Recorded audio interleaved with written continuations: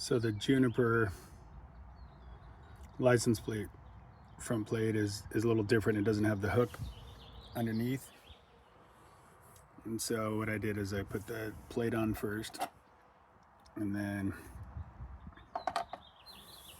put the plate on first, took off the first one, leveled the back one there, and then